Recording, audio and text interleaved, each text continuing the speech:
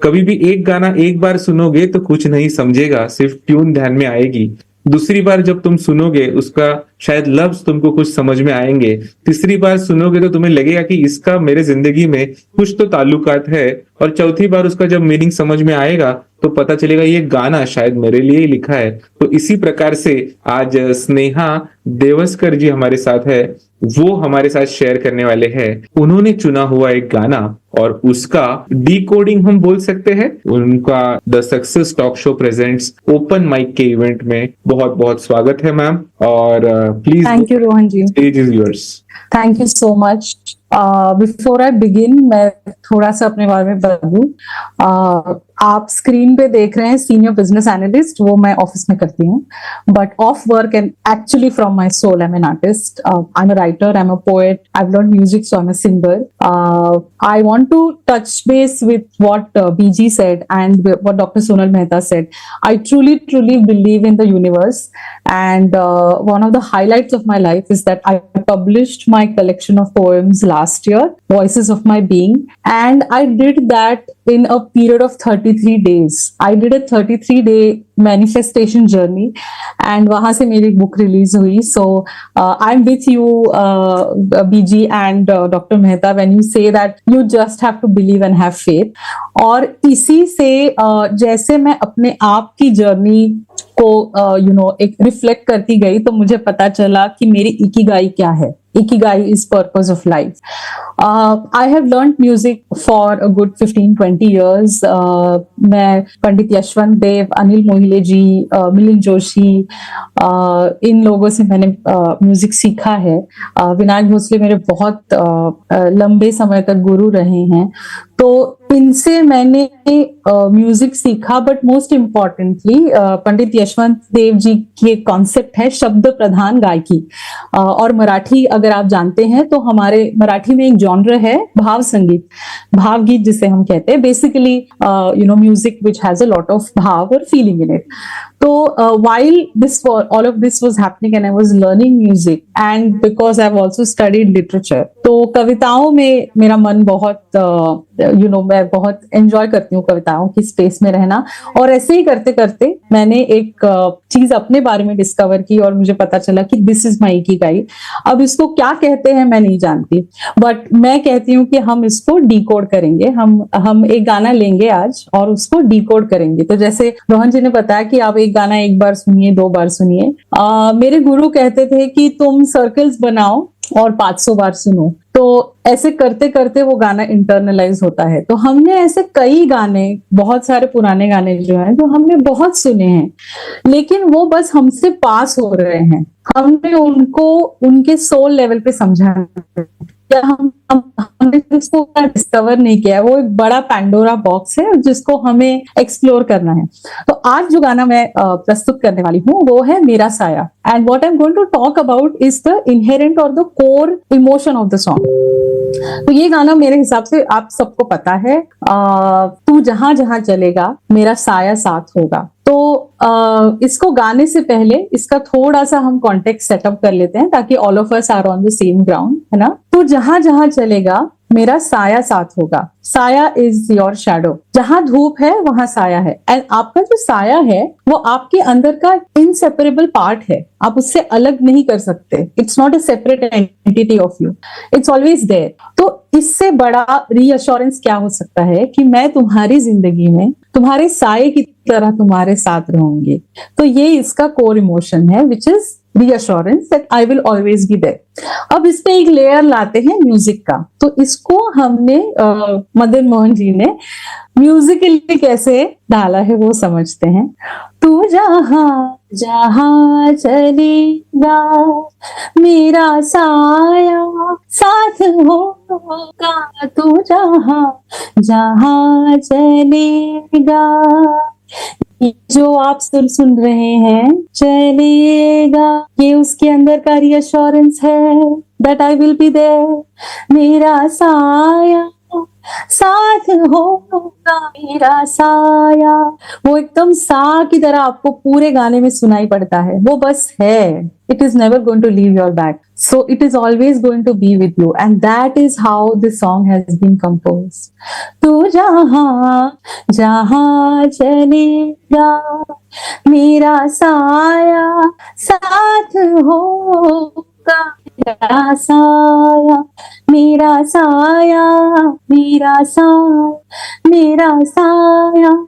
तो अगर दास होगा तो दास हो, तो अगर दास हो तो दास हो। नजर की, आप जब किसी चीज को ढूंढ रहे होते हैं तो वो आपसे बहुत दूर होती है ना। तो जब आप ये this is your I level और वो बहुत दूर कहीं आप उसको ढूंढ रहे हैं, even if it is close you are still reaching the place. तो योर साइट ट्रेवल्स, राइट। तो वो म्यूजिकली कैसे आता है, नजरा तेरे पास होगी मैं भी। जब कोई चीज पास है तो आप उसको फील करते हैं बाय द ब्रेथ, है ना। If it is around you, you can sense it, you can feel it. So exactly how it has been composed. जरा तेरे पास होगी मैं भी, तू जिधर का रुख करेगा मेरा साया साथ होगा। तू जहाँ जहाँ चलेगा मेरा साया साथ होगा, मेरा साया मेरा साया मेरा साया। अगर आप कहें तो मैं आगे की लाइनें बस सुना दूं। मेरा गम शामिल तेरे दुख में हो रहा शामिल, तेरे दुख में मेरे तेरा साथ हर जन्म में, तू कोई जन्म भी लेगा मेरा साया साथ होगा। तू जहाँ जहाँ चलेगा मेरा साया साथ होगा, मेरा साया मेरा साया मेरा साया। Thank you. वंडरफुल वंडरफुल, जबरदस्त, बहुत ही बढ़िया बहुत ही बढ़िया।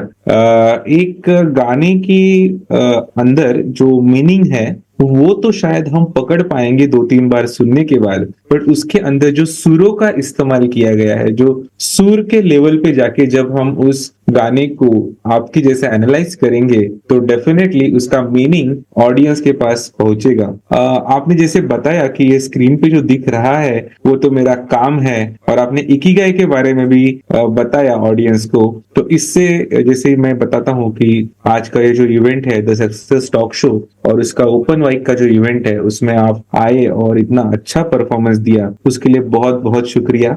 मुझे ऐसा लगता है कि जिंदगी में मैंने भी मेरा इकिगाई ढूंढ लिया है, मैंने भी मेरे इकिगाई के ऊपर काम किया है, और उसी की वजह से आज मैं शायद आपके जैसे अनमोल हीरो को एक साथ जुड़ के एक ही प्लेटफॉर्म पे लाने के मैं सफल हुआ हूँ, ऐसा मुझे लग रहा है। क्योंकि बहुत बार ऐसे कहा जाता है कि जब भी बहुत सारे इंटेलेक्चुअल लोग हैं, बहुत सारे हीरे जो है, उनको एक साथ लाना थोड़ा मुश्किल होता है, but the success talk show presents open mic के इवेंट में आप जैसे सारे हीरो को मैं साथ ले आया। ये मेरा सौभाग्य है, ये मेरा सक्सेस है, ऐसा मैं यहाँ पे मानता हूँ। बहुत ही बढ़िया आपने आज का सेशन दिया है, इसके लिए बहुत बहुत शुक्रिया। Perfect perfect, thank you. आगे बढ़ते हैं। I would just like to add here, this is just scratching the surface. There is so much more to learn. There is so much more to analyze, to explore. And मैं बहुत सालों से ये बहुत छोटे छोटे तरीके से कर रही थी, but it's in 2023 that I realized कि ये एक चीज है which is मैं इसको पता नहीं, मुझे नहीं पता कि इसको नाम क्या दे सकते हैं। Is it a narration? No. Is it singing? Is it purely singing? No. I just feel that I'm a singer. I'm a poet who has become a singer. So, I'm just trying to bridge that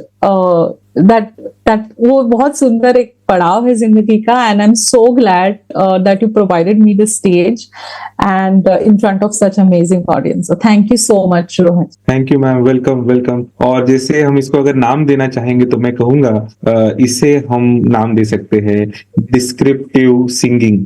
तो एक नया नाम भी आपके लिए सोच लिया कि डिस्क्रिप्शन के साथ सिंगिंग अगर आप करते हो तो शायद आपका जो परफॉर्मेंस है वो लोगों के पास पहुंच जाएगा, उन्हें पता बिल्कुल। चलेगा। क्योंकि एक मेमोरी है मेरी, सबके साथ शेयर करना चाहूंगा। बचपन में जब मैं छोटा था, डेफिनेटली सब लोग बचपन में छोटे ही होते हैं, तो जब मैं बचपन में छोटा था तो मुझे मंदिर में मेरे पेरेंट्स लेके जाते थे और वहां पर एक स्तोत्र रहता है या एक बालोपासना जिसको बोलते हैं, वो मुझसे करवाते थे।